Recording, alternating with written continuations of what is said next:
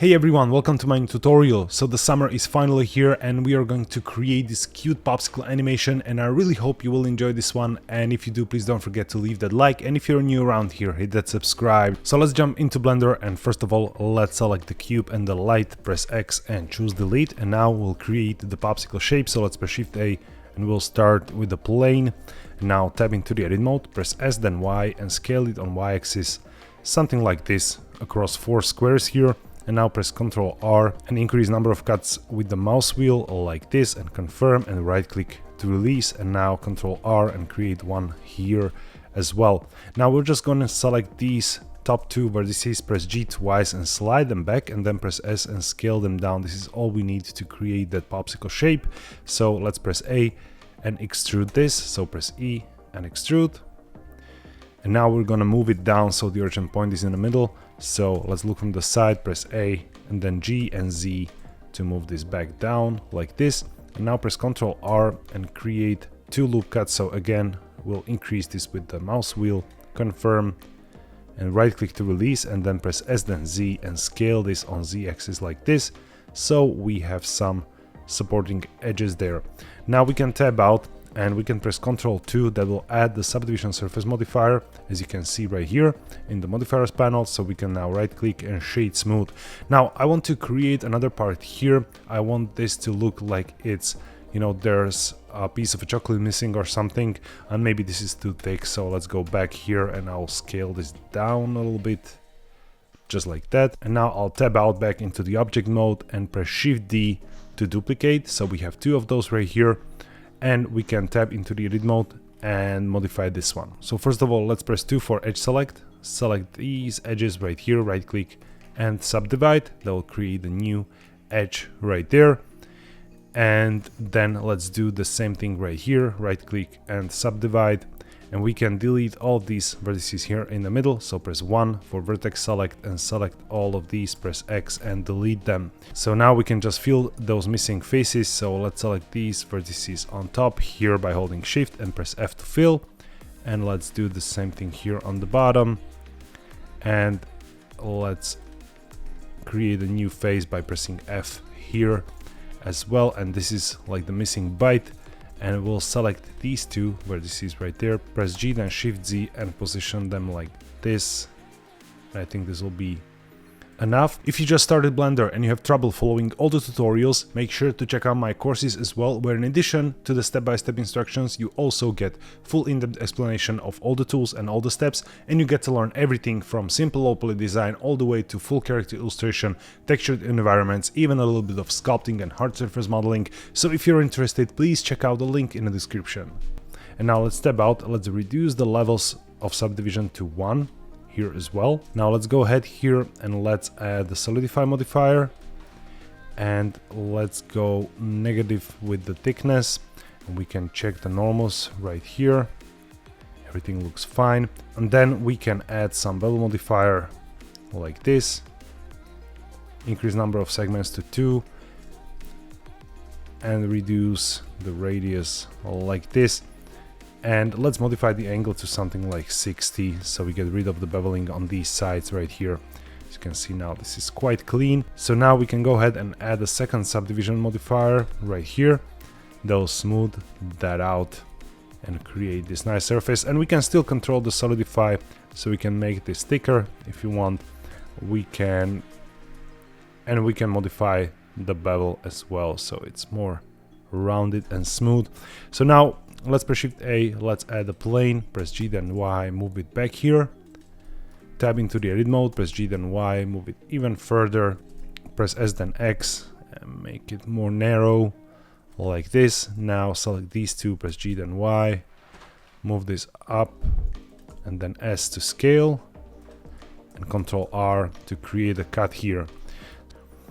And now let's enable X-ray view, select these 2, press E then Y and extrude this inside, tab out and press Ctrl 1 to enable subdivision surface modifier, and then we'll do the similar modifier stack as before, so we can basically just copy it. So hold Shift, select the chocolate here, and let's go and copy to select it with the solidify modifier, same with the bevel modifier, and with the second subdivision, so we get something like this. Let's disable the X-ray view, and we can make the bevel sharper here. Right click and shade smooth. So yeah, I think I will make the solidify a little bit more thick and move this whole thing down like this. And of course you can now modify it just by moving these vertices and scaling them and moving them around. So this is very non-destructive workflow with all of the modifiers in place. So that'll be our popsicle. So let's now select everything with the chocolate as last and press Ctrl P and parent to object. So we can now move the whole thing as one. Now we'll create 3 different versions of this. So let's add some light here and set up some render settings. So I'll press Shift A and add an area light. Press G then Z, move this up, make it a little bit larger and increase the power. We'll see how much we'll need. Let's start with like 500. And let's go to the render settings. I will switch to cycles, GPU, enable denoising, and use GPU for render denoise. And this will be an animation, so something like 64 samples should be okay. Now let's preview the rendered view by holding Z and switch to rendered. Maybe we can go higher up.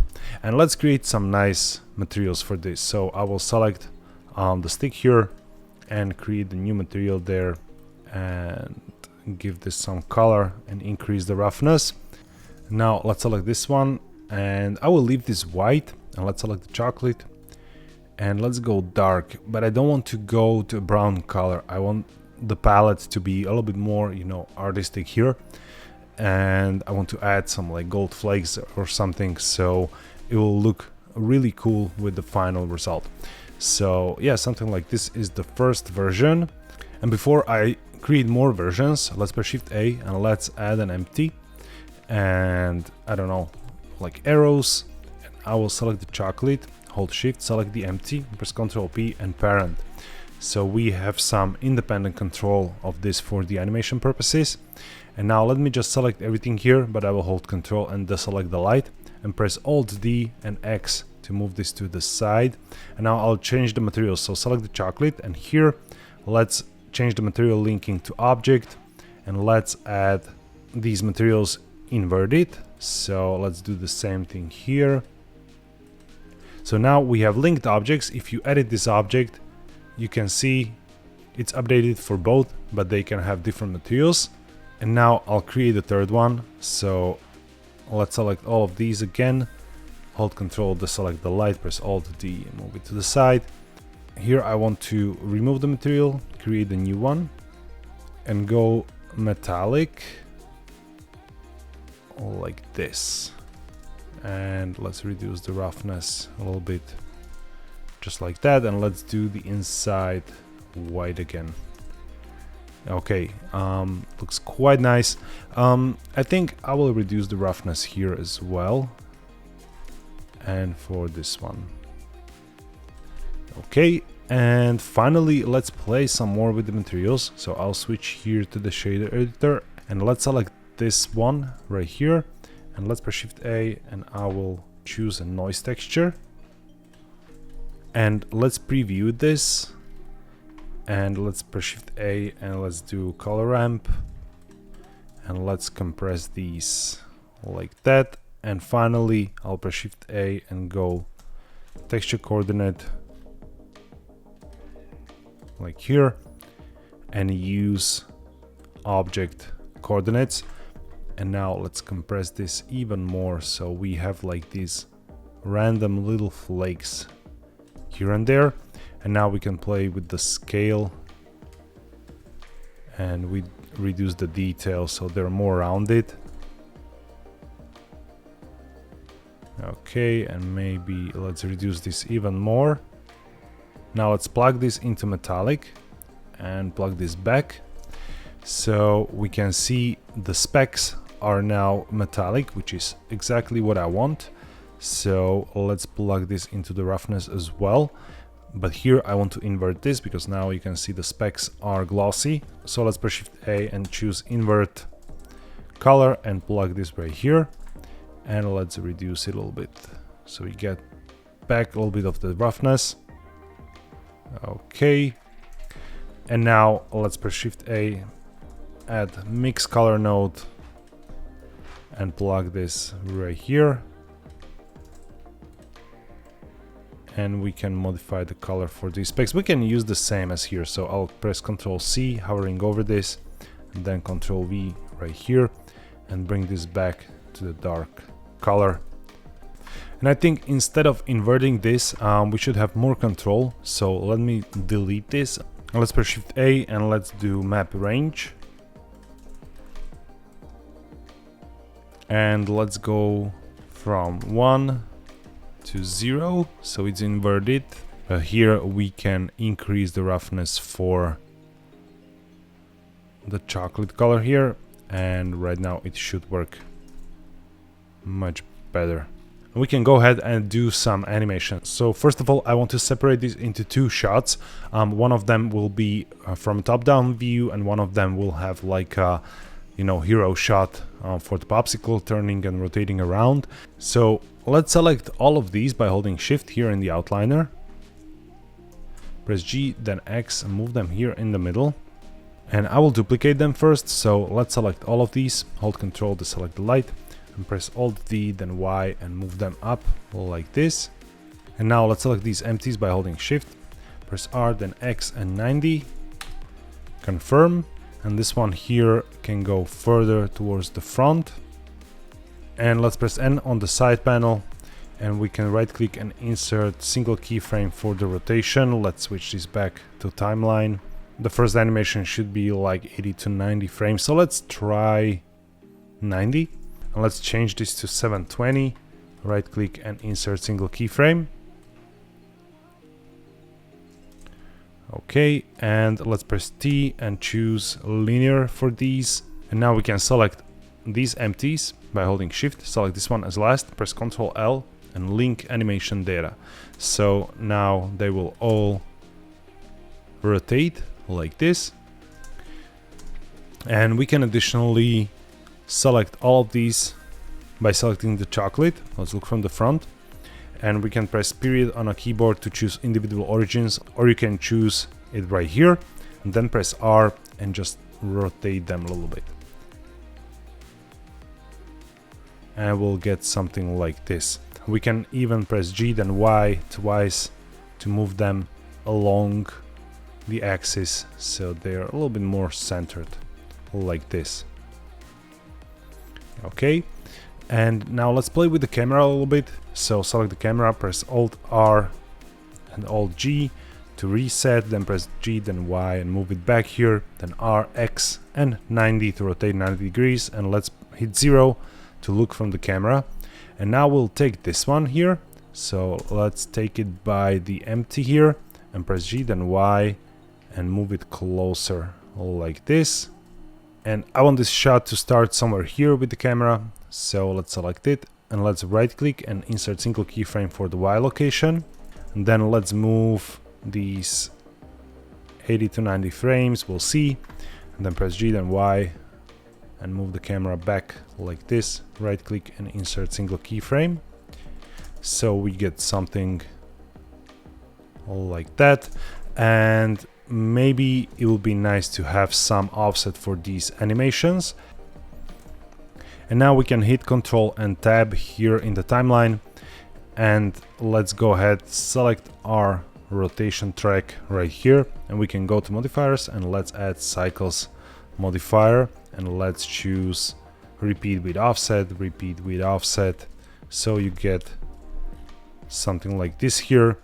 And now let's select these two empties in the back, so hold Shift, select the other one, and let's go object, relations, make single user and object animation. That will separate the animation, so now we can offset this. So let's select the left one, and we can just select the whole animation here, press G then X and move it like 40 frames. And let's do the same thing here, press A in the timeline editor and press G then X and move it to frame 80. So now they will rotate with an offset. Okay, I really like this, so let's create the background here. Let's press Shift A, let's add a plane, press R then X and 90 to rotate 90 degrees. Let's confirm, press G then Y, move it back right here and make it large like this by pressing S.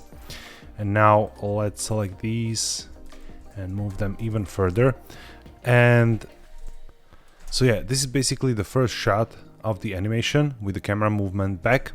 And now after the frame 80, I want to switch the camera shot to a different camera, but at the same time I want this to be a different scene. And it will help us that we have the background right here in the middle, so the lighting will not affect anything here in the back. So we can select these and move them even further away here. And now let's press Shift A, let's add another camera. Press G, then Y, move it right here. Now let's press Alt R to reset, and G then Z and move it up. And now we'll create a marker for the camera. So at frame 80, we can change this to the timeline, and we can press Ctrl B to add the camera to this keyframe. And now select the first camera right here, go to the frame 1 and press Ctrl B here. So as you can see, now we have two camera markers. And if we go back with the 0 on the numpad, here the first camera is playing, and at frame 80 we are switching to this camera right here that we can move a little bit higher up. So press G then Y, move it here, and press G then Z and move it up. And I want this camera to do like a subtle movement from left to right. So press G then X, move it right here. Right click and insert keyframe for the X location. And now let's go another 80, so to frame 160, press G then X and move it right here. Okay, right click and insert single keyframe. Now let's select both of these keyframes, press T and choose linear as well. So we get this linear movement right there. And let's set the animation length to 160, so this will then repeat. Okay, and now I want to do some fun stuff with these popsicles here as well, so let's distribute them a little bit better.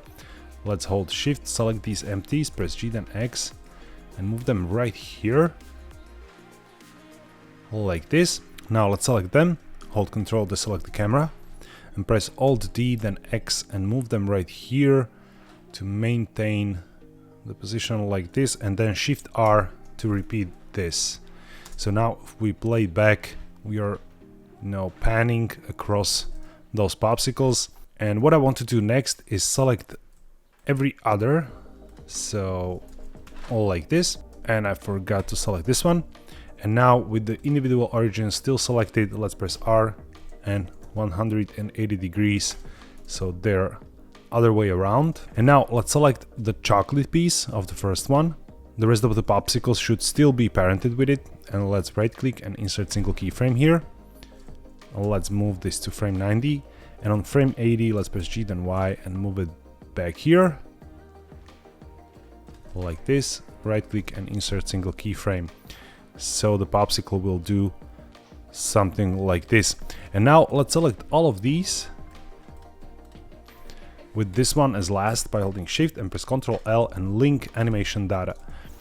And basically they will do the same thing, but since we rotated these empties, not the popsicles themselves, the Y location movement is relative to the empty, so they're doing this movement.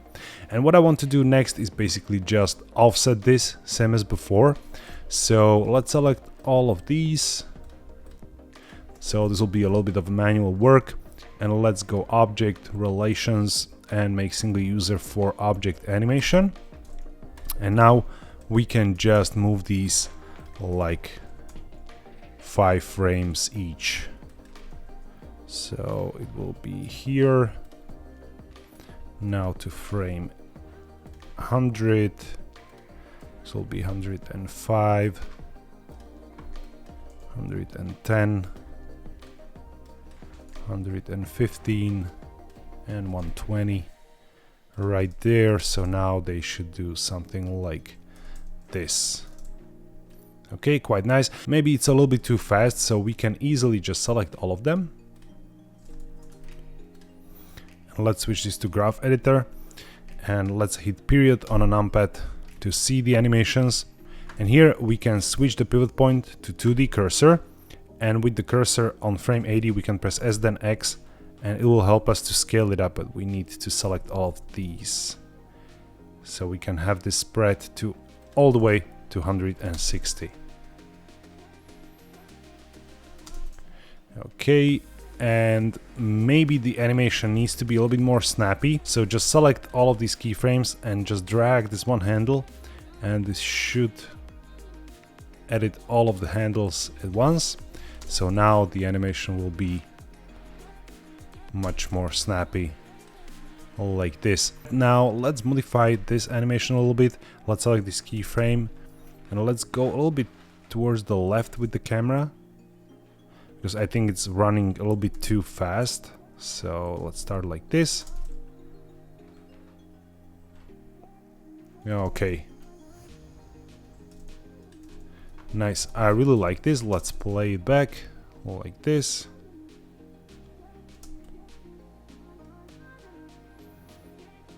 Okay, and one more thing here. Let's select all of these. I think their position on y-axis could be elsewhere. So press G then Y, and you can see how easily you can edit the animations with the graph editor. So we can move them out of the way of the camera, like this, and now select these handles and let's make it a little bit more snappy and steep. And now with the camera we can just update the Y position, and they just appear from out of bounds of the screen. And basically the animation is ready now, and we can proceed with the lighting. So let's go to the first shot. Let's go to the rendered view, because this is, you know, too flat. So let's do something like 1500 here. Let's move this up and over the popsicles like this, and let's make it larger, like that. Okay, nice top down light, and let's duplicate this and press G then Shift Z and move it to the side here, and R twice to rotate like this and move it down. And you can see how it creates these other reflections here. As I move it up and down and left and right, you can see how the reflections changes. So that's what we are looking for here. Let's move it